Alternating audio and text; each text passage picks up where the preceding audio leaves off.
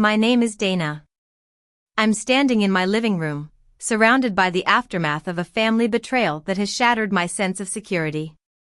The air is thick with tension, and the silence is deafening. Just a few moments ago, I discovered that my mother, Helen, and my sister, Lily, had used the spare key I gave them for emergencies to move Lily into my home without my permission. I remember the exact moment when I walked through the front door and saw unfamiliar bags and boxes scattered around the living room. My heart sank, and a sense of dread washed over me. I knew immediately that something was wrong. As I looked around, I noticed that my belongings had been moved around, and it felt like my privacy had been invaded. I confronted my mother and sister, trying to keep my voice calm and steady. I told them that this was my home, and they had no right to be here without my consent. But instead of apologizing or showing any remorse, they looked at me with a sense of entitlement, as if they were doing me a favor. My mother, Helen, is a controlling and manipulative woman. She has always had a way of making me feel guilty for not doing what she wants. She believes that family should always come first, even if it means sacrificing my own happiness and well-being. My sister, Lily, is the opposite. She is lazy and irresponsible, always relying on others to take care of her. She has never held a job for more than a few months and has a history of getting into trouble. I grew up in a dysfunctional family. My father left when I was young, and my mother raised me and my sister on her own. She was always overprotective and controlling, and she never allowed me to make my own decisions. I learned early on that I had to be independent and self-reliant if I wanted to survive. After years of hard work and sacrifice, I was finally able to buy my own home. It was a dream come true for me, and I was proud of myself for achieving something that I had always wanted. I thought that I had finally found a place where I could be myself and live the life that I wanted. But my mother and sister had other plans. They saw my home as an opportunity to take advantage of me and use me for their own gain. They didn't care about my feelings or my rights.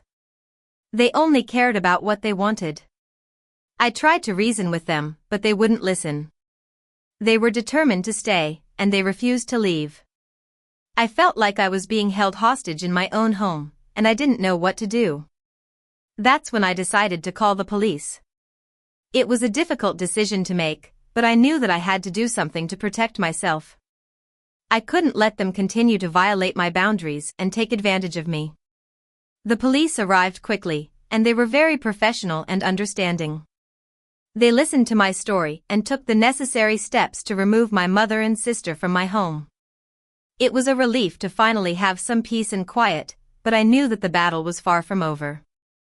2 days later, I woke up to the sound of someone trying to break into my home.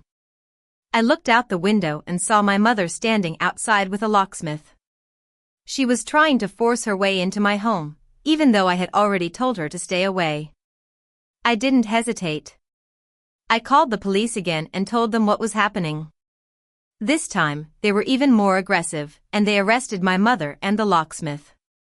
It was a turning point in the situation, and I finally felt like I had some control over my life. Over the next few weeks, I worked with my lawyer, Mr. Johnson, to protect my home and my rights. We filed a restraining order against my mother and sister, and we took steps to ensure that they could never enter my home again. It was a long and difficult process, but I was determined to see it through.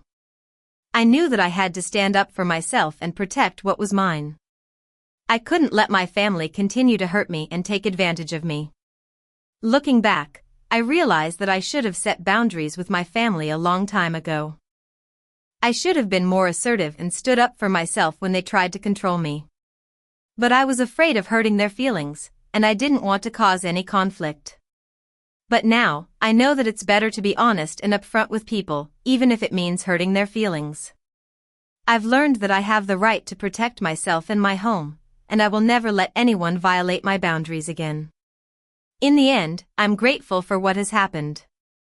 It has taught me a valuable lesson about the importance of standing up for myself and setting boundaries.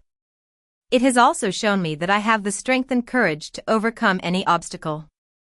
I hope that my story will inspire others to take control of their lives and stand up for what they believe in. If you're going through a similar situation, don't be afraid to reach out for help. There are people who care about you and want to support you. You don't have to go through it alone.